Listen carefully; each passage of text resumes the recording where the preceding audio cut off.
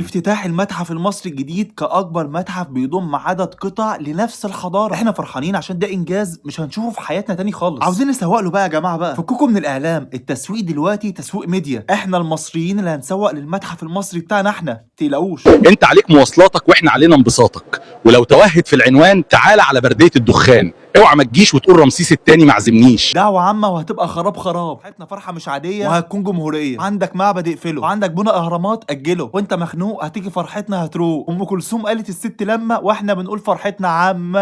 هيجي هيشوف واللي مش هيجي هيسمع، وسمعني سلام. يعني الفرحة حلوة، كل ده عشان خدنا السبت اجازة. ده احنا لو ادونا بقية الاسبوع اجازة هنشيل توت عنخ امون كده ونجري بيه في الشارع. سيبكم من الكلام، تعالوا نكمل فرحتنا. الجهة بالوردة فريشها المبيك جديد فيها فرحة يا دنيا. دي الجهة بالوردة فريش والمزيكا واقفة نعلى بالسقف ورا سقفة تبقى كده فل. مع اني زعلان منك يا جدي عشان ما سبتليش اي حاجة خالص، بس ارقص يا جدي، ارقص يا جدي.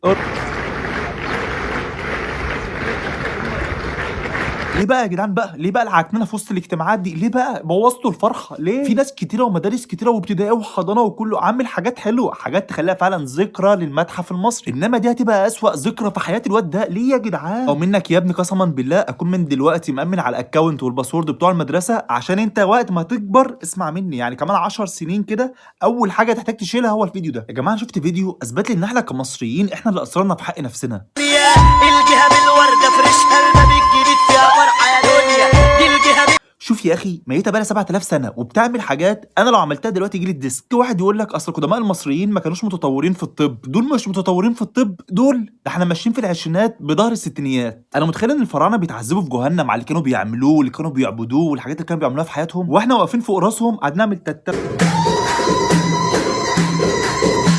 المبيك جديد فيها فرحة يا دنيا.